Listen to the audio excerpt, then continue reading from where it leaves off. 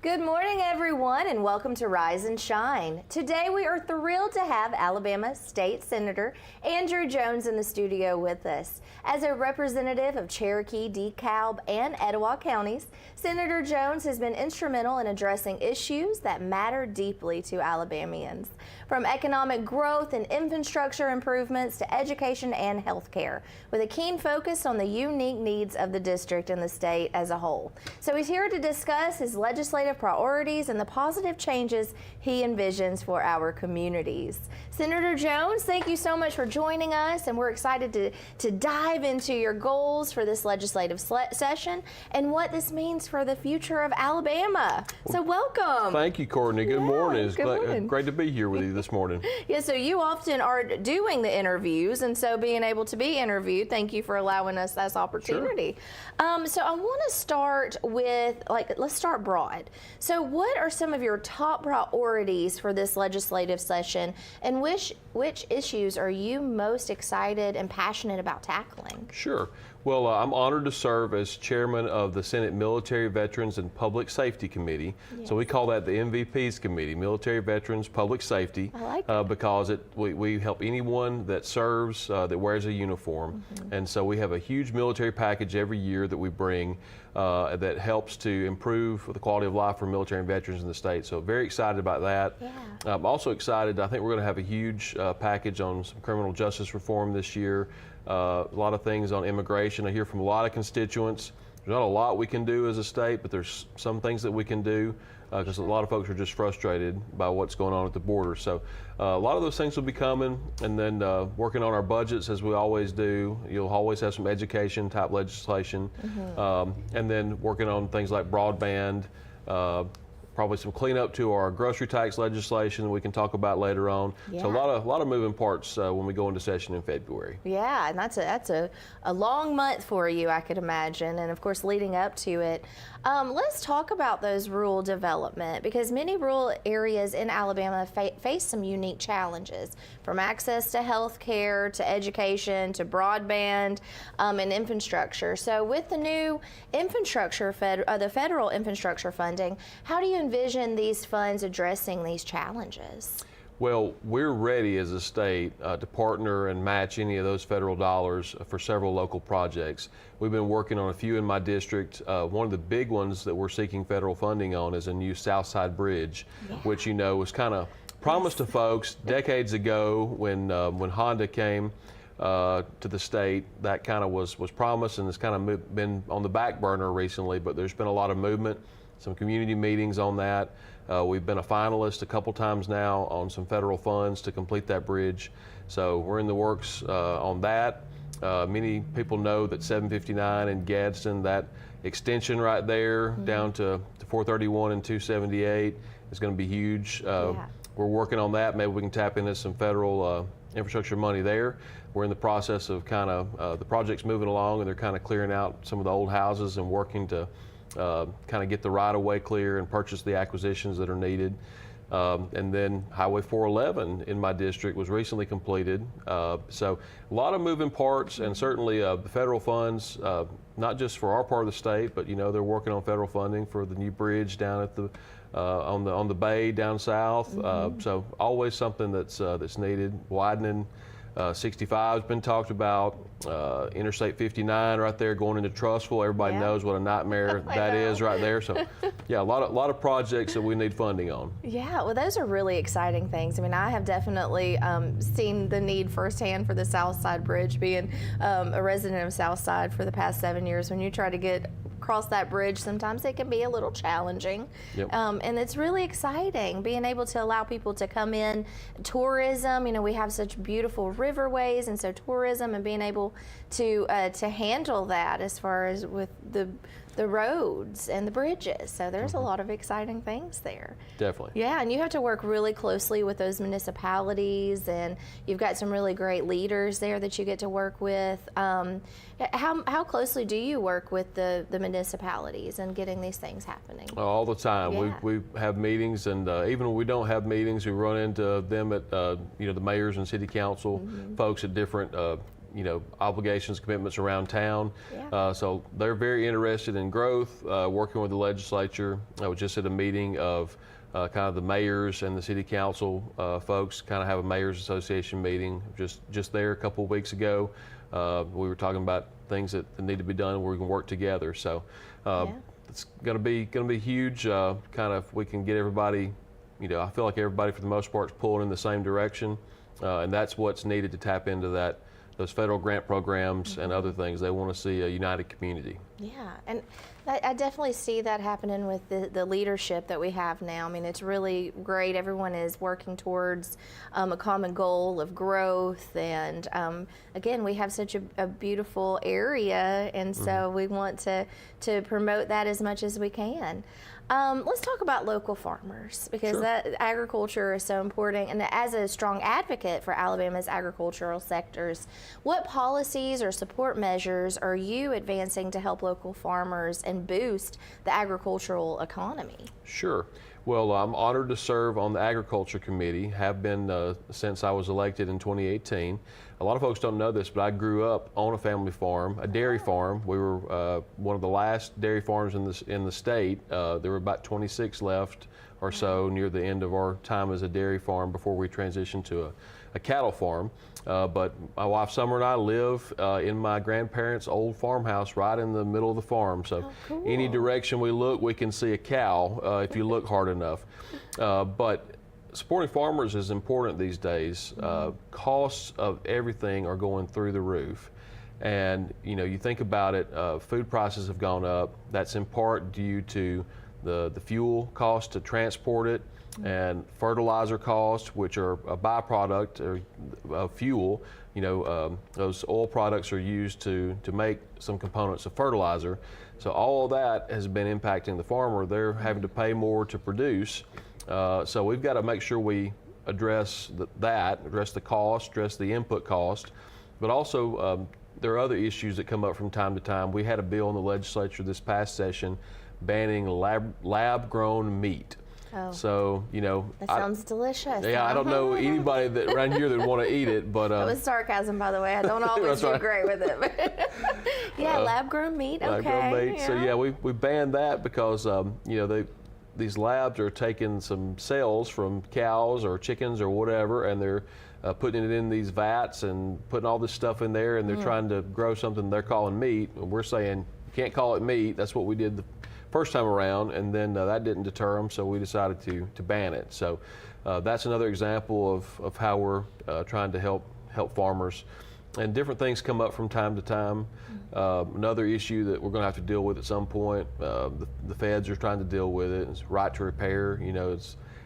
Things go on with your tractor, and a lot of times everything's computers these days, and you have to go to the dealership to get it fixed, and farmers are not able to fix things, like our dads and granddads used to do with the wrench and everything. It's a little more complicated now. Sure. So giving them the tools that they need to be able to repair on their own is essential. I think that's going to be a big issue coming forward in the future. Yeah, I can imagine that. I mean, the cost of those tractors and equipment that you have is, it's a cost you have to pay, but it is expensive. And so then when you add that maintenance to be able to run a farm, there's so much overhead. Wow. Okay, well, great. Well, I'm glad that you're on that side and that you're able to help these farmers and this local agriculture, because it's so important. It's so important to our communities. It is. It's the backbone of our area. Agriculture, this part. On the drive over early this morning, we saw the cotton, and near our house, a lot of it's been picked, but some of it's still out there, and folks love, you talk about agritourism, folks love to just come over here and drive through and see the cotton this time of year. It's beautiful. A good photo op. That's right. Yes. Okay, so let's see. So let's talk about, there's so much to talk about. There's some unique needs for Cherokee, DeKalb, and Etowah counties. And so representing Cherokee, DeKalb, and Etowah counties, what unique challenges or needs do you see these communities facing in particular? And how are you working to help address and meet these needs? Well, workforce and jobs are a huge, huge thing. It's taken a number of years for Etowah County to start the recovery after the loss of the steel plant in Goodyear, and I feel like we're turning a corner there to some degree now. You know, you think about the mega site. A lot of folks are not familiar with our Northeast Alabama Regional Mega Site. That spells near Northeast Alabama Regional Mega Site, and that's located near the border with St. Clair County, going out of Rainbow City. We'll one day be part of Rainbow City. That's 1,100 acres on rail on Interstate 59. That's had investments multiple times, about $9 million through the Growing Alabama tax credit, and then it's had additional investments through what we call the SEEDS Act in the state, which is for site development for industrial sites. So we've pumped a lot of money in there. I think it's close to 10, 11 million total when you add everything up. Wow. And one day that will have a major employer, you know, 1,000, 2,000 job employer land there because it's such a prime location. Really the last mega site left in the state. Yeah. And that's one reason we had the SEEDS Act, was to try to have more of them around the state. But you think about that, being a game changer in Etowah County, Cherokee County, and DeKalb County, a lot of farming, a lot of skilled trades are needed, things like diesel mechanics and different industries to support farmers, people who are able to work and repair equipment, for example. So we see a lot of potential there through our trade school, our workforce development programs. Don't they do great? Are you talking about Gadsden State? Yes, Gadsden State. Yes, we get to visit with them on Thursdays, and we had workforce development, the FAME and the COMET program here this previous Thursday, and what incredible opportunities that is for people who are residents locally to stay here, to get trained here, and then to work here and grow their families here. I mean, it's just such an amazing opportunity. Yes, and the new Advanced Manufacturing Center there at Gadsden State is going to be huge, training folks for the high wage, high skilled, in-demand jobs of the future. Jobs that folks without a college degree, just with a 2-year associate's degree or a little bit of training while they're in high school, can come out and be making 80, 90, eventually 6 figures. Isn't that awesome? It's yeah, awesome. Dual enrollment opportunities, and because not every person wants to have that traditional college experience, and some do, and that's great, but it might not be for everyone. So to have those opportunities like the workforce development and to help grow our communities is just incredible. And the mega site, I was lucky enough to go out to visit the mega site. I did the Leadership Etowah, which was an incredible opportunity. I really got to know so much about Etowah County. And we got to visit that mega site, and it is so cool. There's so much room, and right there on the, like you said, the railway running through, so there's so much opportunity. Well, we have so many more things to talk about. We've got to go take a quick break right now, but stay tuned. We'll be right back visiting with Senator Andrew Jones right here on Rise and Shine on WEAC TV 24. Some say college isn't for single parents or people who work full-time. I'm here to prove them wrong. I'm a first-generation American, the father of Dion, and a non-traditional student at Gadsden State Community College. As a sergeant in the Army National Guard, I've watched soldiers with degrees progress faster in their careers. So today, I'm in school, involved in the Veterans Up and Down program, and excited to see what's in store for my career. I truly am earning my wings at Gadsden State. Come out and check out the Alabama Tractor Difference. We can take care of all your needs of parts, sales, and service for RTVs, zero turns, and tractors and construction equipment. See us here in Lincoln at 620 Speedway Industrial Drive. Or come visit us here in Asheville at 275 6th Avenue, or give us a call at 205-594-7000.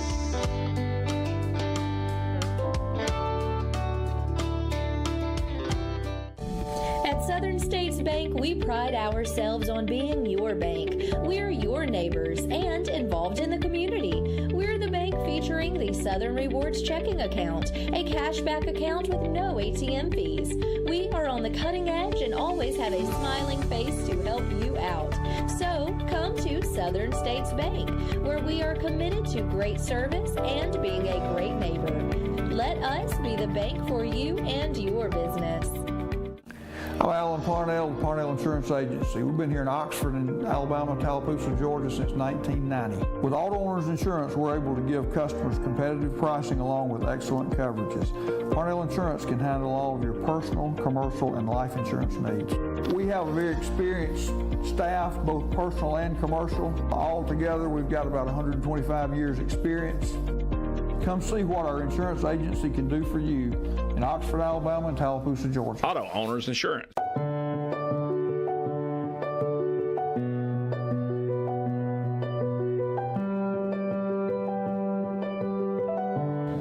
At Bentley Prosthetic and Medical Supply, we care about you. We offer custom prosthetics, orthotics, diabetic shoes, and durable medical supplies. We're located here in Alexandria, Alabama, where it's a country feel but professional care. Come see us today. Welcome back to Rise and Shine. We're here with Alabama State Senator Andrew Jones, who has been a strong supporter of economic growth, particularly in rural Alabama. Senator Jones has introduced and backed numerous initiatives to strengthen the economy, promote job creation, and support local businesses, from expanding workforce development programs to attracting new industries and helping small businesses thrive. He's at the forefront of making Alabama an attractive and resilient place to live and work. So, Senator Jones, let's explore some of the recent economic and rural development efforts that you're championing. Sure. When it comes to the economy and rural development, the number one issue that comes to mind is broadband. Yes. I serve on the Alabama Digital Expansion Authority, ADIA, which is tasked with overseeing the deployment of broadband all around the state of Alabama. And we've had a number of successes. The federal government just approved a $1.4 billion plan that we developed to deploy broadband. Then we've spent $500 million of state funds. So you add that all together, that's close to $2 billion of broadband funding. And what that's going to do is it's going to make it easier for businesses to bring broadband, to bring the fiber optic cable to homes that they otherwise would not serve. They wouldn't serve them because even if you bought internet from them for 10, 20 years, they wouldn't make their money back because it's just, maybe your house is out in the middle of nowhere, you're on a county road with 3 houses. So what we're doing is having matching grants of some portion. In some cases we may cover most of the cost of running the cable. In other cases we may just pay for some or just a little bit or none of the cost because it's an area where they can easily make money serving that area. So it's going to be a thoughtful, strategic approach like that to make sure we cover the whole state. The goal is to have every home in the state served by fiber optic cable. Wow. The question I get often is, why are we spending all this money on something that will just be outdated in a few years? And I tell them that's not the case. Fiber optic cable moves light at the speed of light. There's nothing faster than the speed of light. So whenever we deploy all this around the state, other than some upgrades over time or some replacement, it's there forever, for lack of a better way of saying it, because there's nothing faster than the speed of light. So we're going to make sure we get it out there. Broadband is really, the electricity, or maybe even more so than the telephone line of the 21st century, because folks have to have it. And we're going to see, as we saw in the pandemic, we're going to see folks rely on it even more and more for things like doctor's appointments. Yes. And of course, work from home is huge. You never think you'll do a medical appointment online, but just wait until you're like me and you get poison oak while you're in Maine. You may need to hop on there because you don't want to go take part of your vacation and spend all day in a waiting room to see a doctor for a prescription. Right. So that's an example right there of how telehealth, telemedicine make things a lot easier on folks, especially when they're away from home. Absolutely. And in those rural areas, being able to have access like that, that's just so important. I appreciate it. We just moved into what would be like a rural area, and that's one of the concerns that I had.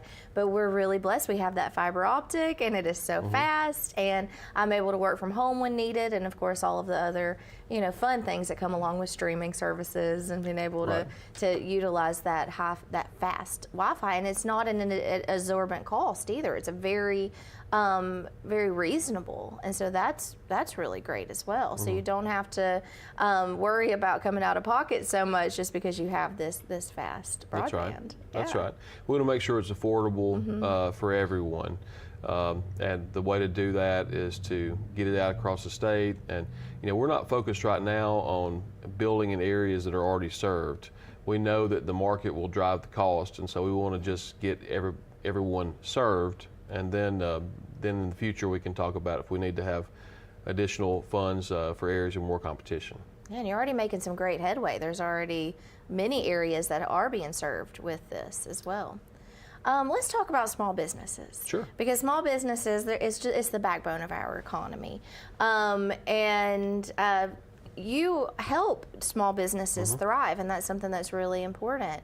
Can you tell us about any recent measures aimed at small businesses, especially those in the rural areas? Sure. Well, my wife and I are small business owners. Yeah. We grew up on a small family farm, and I tell folks that's the reason I ran for office in the first place, because I had seen how a lot of times the government makes things worse, not better, on our small family farms and family businesses. So anything we can do to cut red tape and regulation is going to be key. We've had a number of kind of targeted tax cuts. We've had some things cutting regulation and red tape, certain business filings that were, not necessarily needed, that we've kind of reined those in. So there have been a few options out there that we've done to kind of help make it more business friendly. And Alabama has really moved up in the ranks on business friendliness compared to other states. So we're just kind of looking for anything we can do to make sure that we help just make things simpler, more streamlined, and just cut out the red tape that's not really needed. One of the key things businesses need, including small businesses, is workforce. Folks are having trouble finding employees right now. And so one thing we want to do is do things to help increase workforce participation. We have a number of, I think it's 57% of working age Alabamians actually work. So that we have about 43% that are either underemployed and just doing part-time jobs or gigs in the gig economy, or some of those are stay-at-home moms, which there's nothing wrong with that. But a lot of those folks are they have a couple part-time jobs, but they really need to move into a full-time position of some sorts. And so we've done a lot of things to incentivize that: child care tax credits, housing tax credits through the employer. We have a new Department of Labor that we're getting off the ground, which basically takes all of the workforce entities around the state, like right here, East Alabama Works, all those groups, the Department of Labor, puts it into one location, one stop for workforce training. Our community colleges like Gadsden State are part of that. And we're going to make sure we get these folks into the workforce, which is mainly what I'm hearing, other than costs and red tape. Workforce is what businesses tell me they need. Yeah. And you hear, oftentimes I've heard people say, well, there's no jobs. There's no, I don't know, I've tried to look for a job. I don't know that they're looking very hard, because there are opportunities, and there are career opportunities, not just a job, but actually like careers out there in workforce. So if you're wanting to work, there are opportunities, and there are opportunities to go to school for free. So I mean, these workforce development, like at Gadsden State, there are free programs that someone can go through, and also programs that are apprenticeship programs where you can work, you earn while you learn, and so there are so many opportunities out there for Alabamians to work and to help Alabama thrive, and that's what it takes. And it also takes supporting these local businesses. We talk about that. So many of our cute communities that have great shops and local businesses, shop local is at the forefront, and we have to make sure that we do a really good job. I know sometimes it's easy just to get online and buy something, but those big businesses aren't going to feel the impact like a small business can. That's right. And so if you can go and shop local, do that. That's a way to allow our communities to thrive and to add more, because we have so many creative people, so many shops that have really cool things in there, and we want to keep these places open. Because when you hear, oh, well, there's nowhere to go eat or there's not a place to go shop, there are, but we have to do our part to support that. That's right. And I know that's something that you talk to your constituents about a lot, is like shopping local and supporting these local businesses, because we can have these small businesses, but if we don't shop there and we don't support them, then how are they going to be and stay in business? That's right. When you have an emergency and you need something, Amazon can't get it to you quick enough. So, you know, we need to rely on those folks, not just in our time of need, but support them throughout the year so that they're there when we need them. All the time. And our communities and those communities that you serve have these really great downtowns with these incredible local businesses. So take a day, take a Saturday and go see, you know, go shop downtown, go eat downtowns, and, you know, go see what all is here locally. So That's right. I love that. And thank you for helping to support those small businesses, because like we said before, it's the backbone of our communities. That's exactly right. So let's talk about that federal infrastructure bill. Alabama received, or is set to receive, billions again in that transportation, broadband, and clean water projects. That's another one that I'd love to touch on. How do you envision these funds impacting our state's not just infrastructure, but the daily lives of our residents? I know we've kind of talked a little bit, but let's expand. Sure. Well, you know, anytime we make investments like these are what I call, you know, once in a generation investments. Yeah. You know, we saw this when we had federal pandemic funds, which we're still utilizing, by the way, that came into the state. And a lot of those, not just for broadband, but for water and sewer infrastructure, which, you know, some of that was put in when our grandparents were, you know, alive and kicking. And so we need to make sure that we update a lot of that because those investments are going to be there for years to come.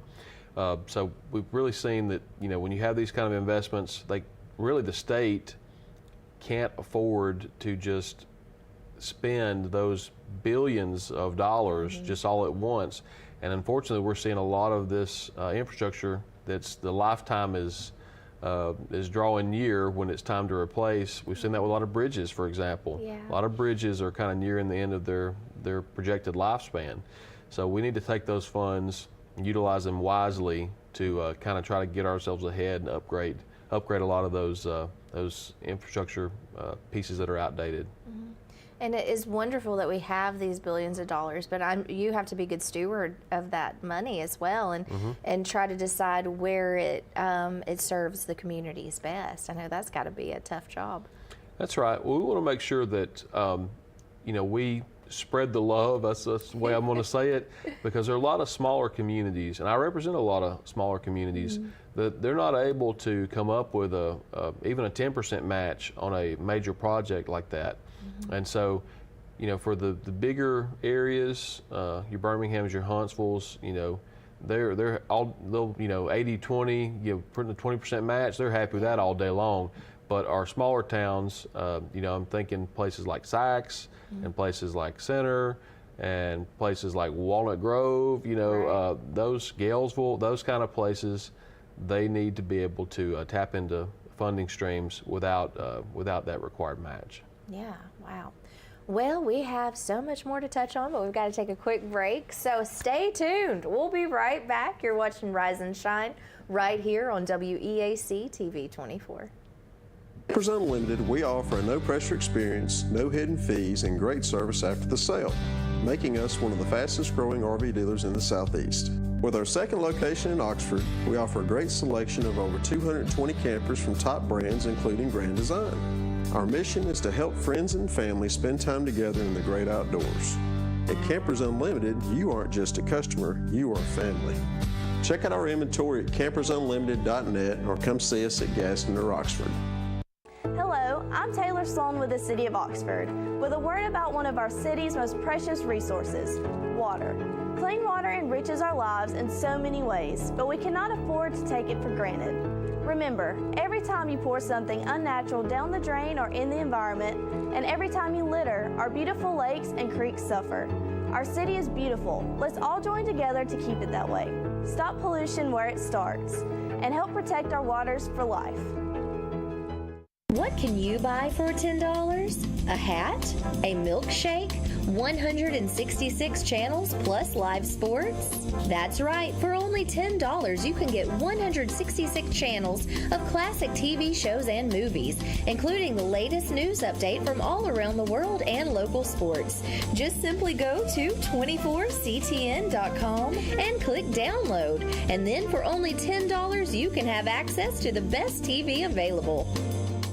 Some say college isn't for single parents or people who work full-time. I'm here to prove them wrong. I'm a first-generation American, the father of Dion, and a non-traditional student at Gadsden State Community College. As a sergeant in the Army National Guard, I've watched soldiers with degrees progress faster in their careers. So today, I'm in school, involved in the Veterans Upward Bound program, and excited to see what's in store for my career. I truly am earning my wings at Gadsden State. At DVP Auto Group, we have a wide selection of any type of car you could want. We offer financing for all types of credit. Not only can we help you to purchase a car affordably, but we can help you with any issues you may experience with your car as well. We provide oil change, tire repair, brake service, or anything else you may need. We also gladly accept trade-ins, and if you're willing, we can help you drive away in a new car the same day. If you don't see something you like in the lot, we'll help you find one, whether you buy from us or not. Come see us today. For over 60 years, pain relief products were developed by big pharma and companies that could cause harmful side effects. Now there is something new in a topical pain relief product. Thousands of people who experience pain daily are now enjoying a safe pain relief product. This big discovery is Sweet Relief. Sweet Relief is a 100% all-natural OTC product that allows you to experience with no drugs, no chemicals, no alcohols, no CBDs, just fruit moisturizing with a tropical scent. Thousands have bought and used Sweet Relief with great success. Sweet Relief specializes in relieving minor arthritis, muscle and joint pain in 1 to 2 minutes. That's 1 to 2 minutes, not days or weeks. Order today. Go to www.mysweetrelief.com. That is mysweetrelief.com. Good morning and welcome back to Rise and Shine. If you're just now joining us, we are joined by Alabama State Senator Andrew Jones, and we've been talking about many issues that directly impact Alabama families. Health care, education, family services, and you've been a key advocate for improving and promoting educational opportunities that we've talked about, expanding health care access, which is a really big one, and addressing those needs of Alabama's children and families. So let's explore that a little bit further. So education, of course, it's crucial to not just Alabama's future, but for, of course, everyone's. But let's talk about Alabama's future. Could you update us on some of the efforts or improvements to the state's educational system? Particularly, of course, we're going to talk about those underserved areas and rural communities. Well, I think the biggest way that we have helped those underserved and rural communities is, well, there are a couple, but first of mind, pre-K comes to mind, because that's, you catch them early, and that's how you really change the educational landscape in Alabama. I've always been a big proponent of that. You know, a lot of folks say, well, that, you know, that's the parent's job to do that. And I tell them, well, not every parent, unfortunately, is as good as you know, in taking care of that. So if we can get them in and get them ahead and learning their ABCs and learning how to interact with the other students, then by kindergarten they're really ready to go, because we know it's crucial that the third grade year, when they finish third grade, we know that that's when it's kind of make or break time in terms of if they're reading on level or if they're not. Studies show that things do not go good for a child if they're not reading on grade level by the third grade.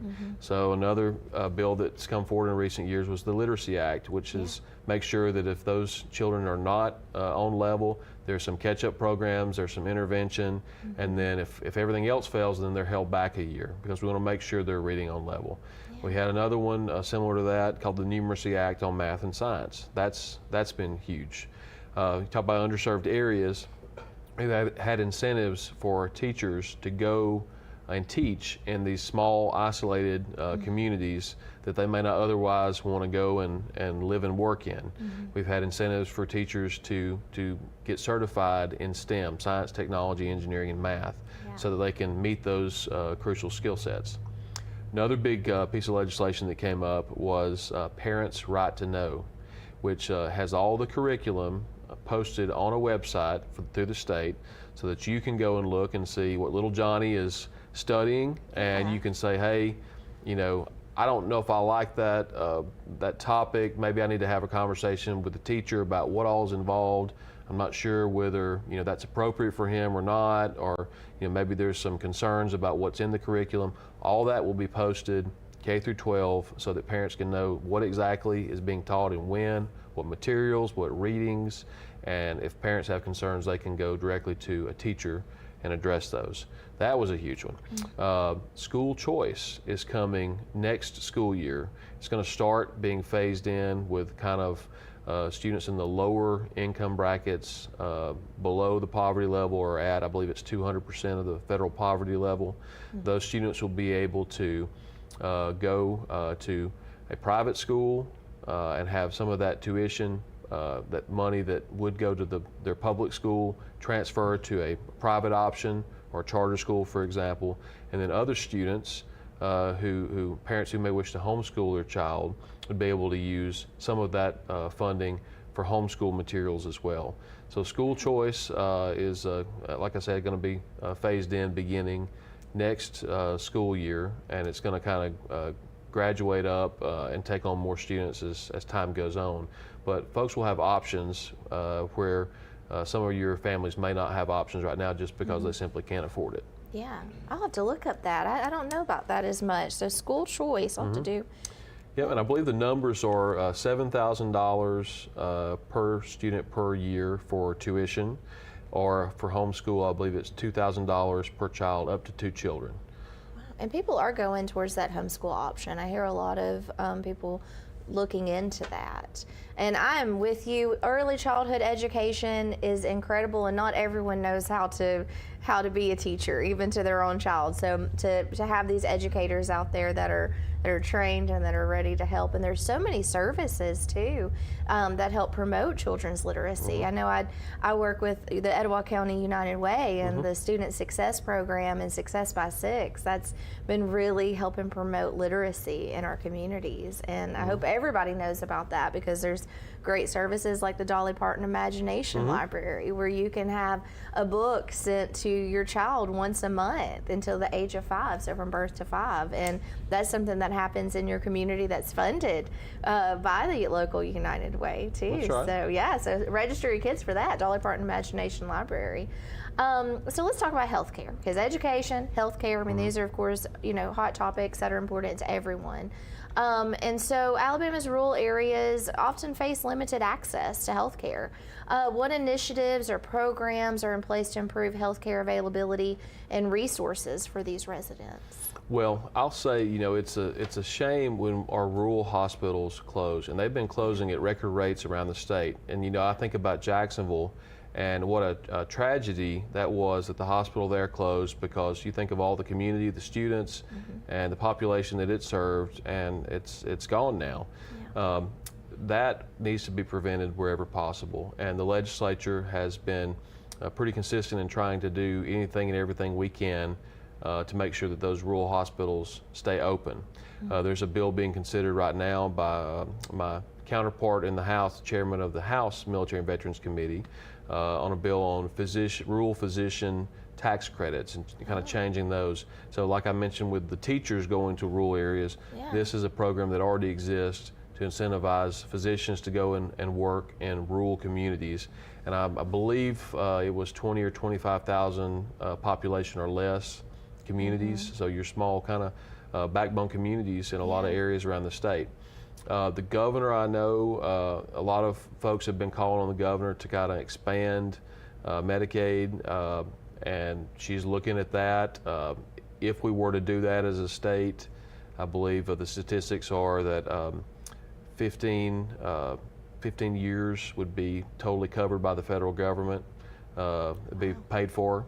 But obviously, the concern from the legislature is that after those 15 years, can we handle the cost? So I know a lot of smart folks in the medical field and in the healthcare kind of experts around the state are looking at that right now and advising her on whether we need to join the, I think it's between 30 and 40 other states around the U.S. who have made that expansion. So that would obviously, according to a lot of the hospital folks and the rural healthcare folks, it would make a difference in keeping those rural clinics and rural hospitals open if we were to fix that problem. I was just recently nearby here down at Classic on Noble with a group of hospital CEOs from around this whole area, from Calhoun County all the way down to Clay and up to DeKalb, who were talking about this exact same thing. So it's on everybody's radar. Sure, that's great. It's great that there's a plan happening and smart people talking about this. That broadband also will be very, very beneficial because, as you talked in an earlier segment about telehealth options, but sometimes you need that there. You need a hospital or a clinic right there that's easily accessible as well. Okay, and one of the things that you mentioned was support for families who have children, because that happens. There's working parents, right? And having chaired the Children, Youth, and Human Services Committee, what ongoing challenges do you see there? Well, there are a number. What I focused on during my tenure, and even a little bit after, was on adoption, making sure we make it easier for families to adopt. There's a lot of red tape, a lot of expense. Normal folks can't imagine the amount of resources it takes to facilitate an adoption. A lot of time spent as well, time away from work.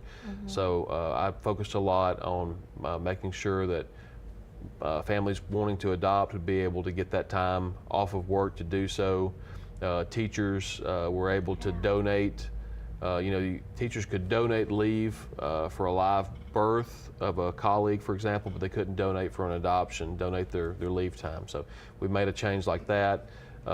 We've done a number of tax credits. I sponsored the Senate version of a tax credit adoption bill in the Senate. So really focused on that and making sure, we've made the decision as a state that we're going to be a pro-life state, and in my opinion that extends, that's not just at birth, but that is after birth, and that is also in the realm of adoption. We need to make sure we're doing everything that we can to honor that commitment. Yeah, and that's very important because once this child is here, they deserve to be loved and to have a family, and so that's very important because it is very expensive. If somebody is looking into to adoption, my goodness, it's an expense. So that's great to know that that's being considered and worked on. Another hot topic is mental health. That's something that is an increasingly a focus with families across Alabama. What initiatives or support structures are in the works to improve mental health access for resources and for families? Well, one bill that I'm proud of, we just had a meeting a couple days ago. Through my work on the Veterans and Military Committee, I worked with Representative Chip Brown, who's from the Mobile County area, to have a veterans mental health bill to look at treatment and develop a comprehensive statewide plan for treating those veterans. So that was kind of everybody could agree on veterans needing mental health services, but how we got there was a little bit of a challenge, and we had it took quite a bit of effort to get that bill, surprisingly to a lot of folks, through over the finish line. But we worked on that, and we had a steering committee meeting, and so we're working toward next summer when we have a plan in place. Veterans and their immediate family members, so veterans and their family members combined make up 25% of Alabama's population. But we found that 25% of the resources were not going to meet those needs. So this Veterans Mental Health Steering Committee is working on that, developing that plan for next summer that the governor will then get the opportunity to look at and approve, and then we'll have some targeted funding to help them. And one more I'll mention, a lot of folks have heard of 988. That is the mental health crisis line. So you got 911 I don't know of that. and 988. So we're trying to get it fully funded. Right now it's only partially funded. So if someone were to call, there may be a bit of a hold. So veterans, for example, would call 988 and press 1. And it may take a few minutes. We want to make sure it's fully funded to where we have folks that are there to answer the call whenever. So this is a national hotline, but Alabama, we're working to come up with the resources to fully fund our portion to where we have it adequately staffed and available. Yeah, wow, what an incredible service and so needed. So to be able to pick up the phone, 988, and there'd be somebody potentially on the other line to help. That's right. Oh, that's great. All right, well, I can't believe it's already time for another break. We have so much more things to talk about, but stay tuned. You're watching Rise and Shine right here on WEAC TV 24. Come out and check out the Alabama Tractor Difference. We can take care of all your needs of parts, sales, and service for RTVs, zero turns, and tractors and construction equipment. See us here in Lincoln at 620 Speedway Industrial Drive. Or come visit us here in Asheville at 275 6th Avenue, or give us a call at 205-594-7000.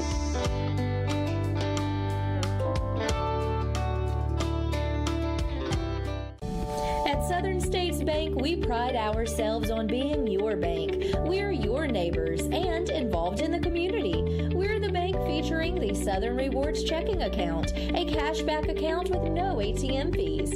We are on the cutting edge and always have a smiling face to help you out. So come to Southern States Bank, where we are committed to great service and being a great neighbor. Let us be the bank for you and your business. I'm Alan Parnell, the Parnell Insurance Agency. We've been here in Oxford and Alabama, Tallapoosa, Georgia since 1990. With Auto Owners Insurance, we're able to give customers competitive pricing along with excellent coverages. Parnell Insurance can handle all of your personal, commercial, and life insurance needs. We have a very experienced staff, both personal and commercial. All together, we've got about 125 years experience. Come see what our insurance agency can do for you in Oxford, Alabama, and Tallapoosa, Georgia. Auto Owners Insurance.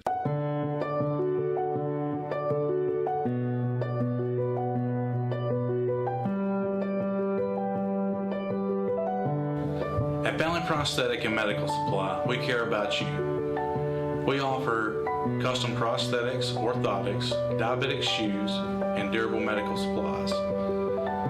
We're located here in Alexandria, Alabama, where it's a country feel but professional care. Come see us today. Campers Unlimited, we offer a no-pressure experience, no hidden fees, and great service after the sale, making us one of the fastest-growing RV dealers in the Southeast. With our second location in Oxford, we offer a great selection of over 220 campers from top brands, including Grand Design. Our mission is to help friends and family spend time together in the great outdoors. At Campers Unlimited, you aren't just a customer, you are family. Check out our inventory at campersunlimited.net or come see us at Gaston or Oxford.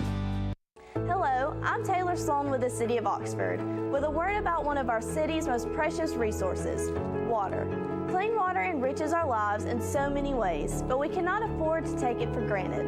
Remember, every time you pour something unnatural down the drain or in the environment, and every time you litter, our beautiful lakes and creeks suffer. Our city is beautiful. Let's all join together to keep it that way. Stop pollution where it starts, and help protect our waters for life. All right, so welcome back to Rise and Shine. I want to make sure that I make the absolute most of our time here. Thank you so much for visiting with us. Sure. And I know our viewers really appreciate hearing from you and knowing that there are people who are working really hard to improve the life of Alabamians, and so thank you for that. And I want to ask, what inspired you to do what you do, to run for Senate, to explore this opportunity? Sure. Well, you know, having grown up on a family farm and owning a small business, I had seen firsthand that government a lot of times is not the solution but the problem. I felt like we needed somebody with a business mindset, a business perspective, that small town, small farm background to be in Montgomery and serve. You know, we have a lot of diverse folks down there. We have lawyers, we have realtors, you know, we have some ministers. But I felt like another business voice for our district, another you know, small farm kid voice was needed. So that's why I decided to jump in and kind of ran. It's the first time ever running for office. I had to go up against two sitting House members, and I didn't realize what a undertaking it was going to be. But we just got out and we had a grassroots effort. We knocked on doors. We had folks making calls and writing postcards, and we didn't have a lot of funds to spend, but we outworked, and that's how we made it here. And in the process, that's how I met my wife. So it was a double win at the end of the day. Well, congratulations. She seems amazing. She's here in the studio with us this morning, so thank you. Well, one of the things that's been on top of mind, and when we were going to the break, we talked about it a little bit, the grocery tax cut. Because, of course, as everyone is going to the grocery stores, we're seeing higher prices. You have recently had a piece of legislature to reduce Alabama's grocery tax, and it was historic. So, well, what motivated it? I think I could take a guess on that, but what motivated this initiative, and how do you think it will affect Alabama families? Sure. Well, this is actually something that I had begun working on right after I was elected, because it's one of the things that I heard from constituents. They said that, you know, other states didn't have a grocery tax. You know, we live very close to the Georgia line. Folks go over there to buy groceries all the time because they don't pay grocery tax, and it's a little bit cheaper. We were one of just a couple states that had no tax relief on groceries. So in other words, we fully taxed groceries at the same rate as anything else, you know, like a TV or, you know, some sort of cleaning product or whatever. They were the exact same rate. Most other states, if they didn't have no grocery tax, they had a reduced rate on food items, not the full rate.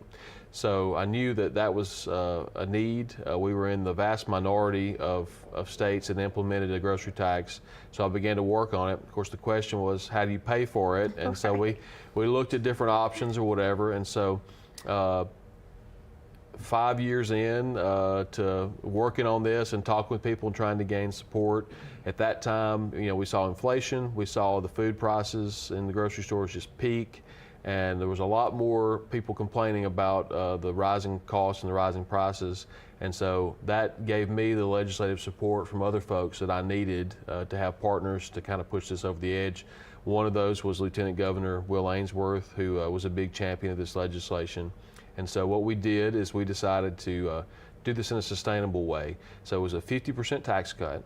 So folks pay 4 cents on every dollar in grocery tax, state grocery tax. It doesn't include, you know, your Oxford city grocery tax or your Calhoun County, you know, tax or whatever. This is just the state portion. Okay. So we took that, we're taking that state portion down from 4 cents to 2 cents.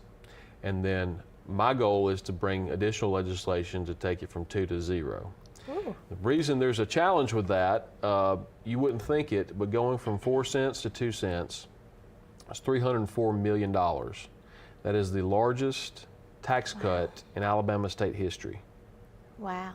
Just taking 2 cents off everybody's grocery tax is the largest tax cut in Alabama history. So you can imagine that was a little bit of a hurdle, and so getting from 2 to 0 is going to be a hurdle.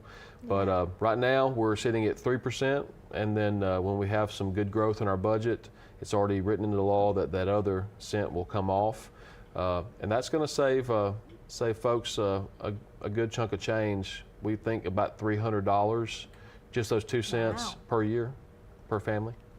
I think that would be a savings that most families would really appreciate, for sure. Wow. Well, let's see, looking ahead to the future, of course, you've got lots of things that you're working on. And again, I have a lot of questions for you, so I know we have limited time, so I want to make sure. Looking ahead, what are those long-term goals that you have for Alabama, and where do you see the greatest changes in the next few years? Sure. Well, I think the biggest thing we have to do is continue to improve our education system. You know, we have moved up in the rankings. We were near the bottom in reading and math, and now we have made great improvements, in reading and math, and we're kind of headed toward the middle of the pack. I want us to be in the top, and Governor Ivey has set some ambitious targets for us to be in the top 10 or 15, I believe it is. So we're going to continue working on education. In terms of my service as Military Veterans and Public Safety Chair, I want to see us continue to be the most military and veteran friendly state in the U.S. Okay. Most metrics right now rank us as number 2. We're second only to Florida. And the reason is because Florida has no state income tax, and so they get scored a little better on retirees, unfairly, I might add, because we have much lower property taxes than Florida. So anyway, for whatever reason, that doesn't count as well as income tax for retirees, according to some of these metrics that the Department of Defense and others look at. But the ultimate goal with all this is so that if there's another base closure like we saw here with McClellan, that we have high rankings, and so we can avoid another base closure around the state, because those employ so many people. So we do a lot of things to improve those rankings, including making it easier for military spouses to get employed without having a license in their field or their occupation when the family moves here. Number of bills related to that. I could probably talk all day on that. I know we're on limited time here, but we're just trying to do everything we can to make sure that we make it a welcoming place for our military and veterans here. Yeah, and that's incredible. I appreciate that. Being married to a veteran myself, I mean, that it's so important.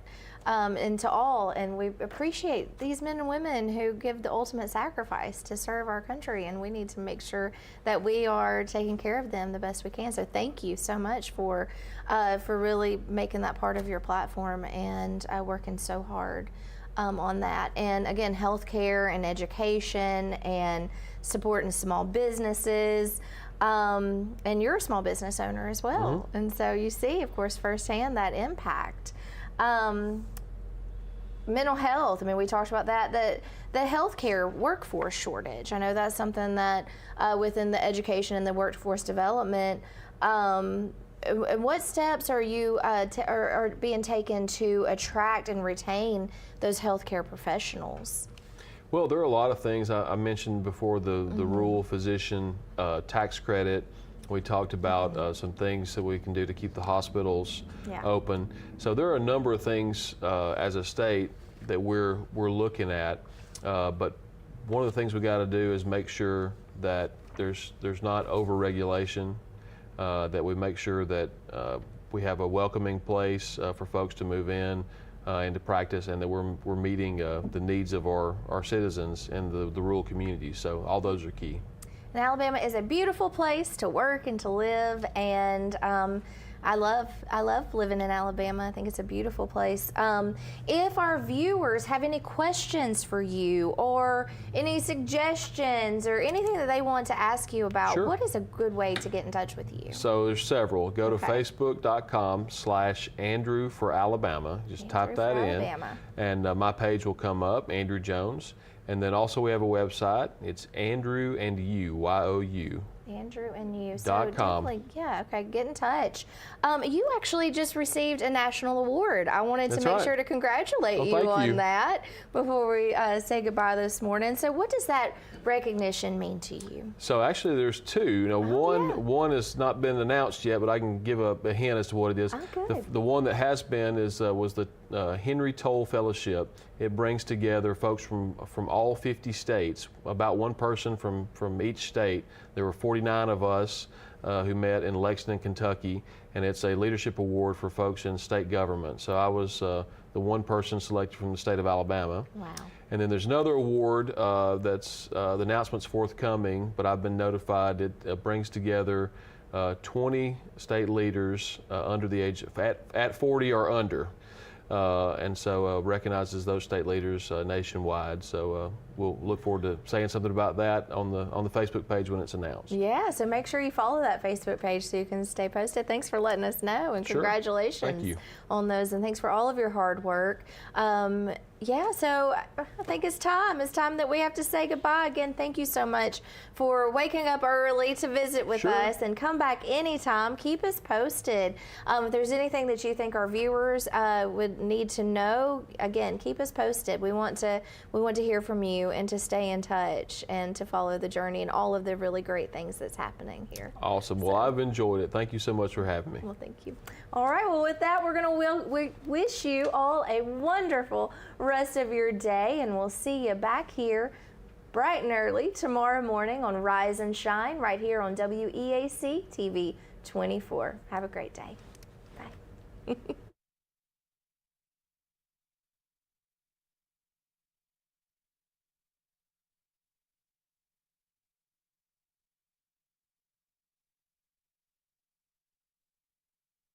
Some say college isn't for single parents or people who work full-time.